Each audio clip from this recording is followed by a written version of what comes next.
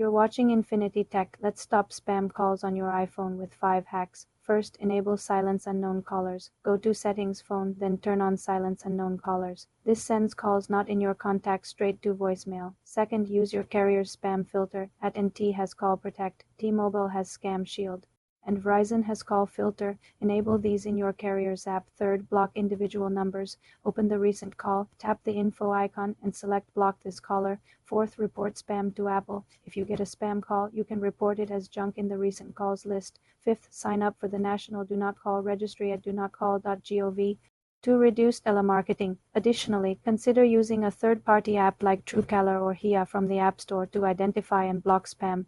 Regularly update your iOS for the latest security features. These steps will significantly reduce unwanted calls. For more simple computer tutorials, subscribe to the channel. You're watching Infinity Tech. Let's enable crossfade on Apple Music to blend your songs together smoothly. First, open the Apple Music app on your iPhone. Tap on your profile picture in the top right corner to access your account settings. From the menu, select Settings. Inside the Settings menu, look for the option labeled Audio. Tap on Audio to reveal more sound settings. Here you will find the crossfade toggle switch. Simply turn this switch on. Once enabled, you can adjust the crossfade duration by using the slider below the toggle. Move the slider left for a shorter fade, like 1 second, or right for a longer fade, up to 12 seconds. Play a song. To hear how the end of one track seamlessly transitions into the beginning of the next.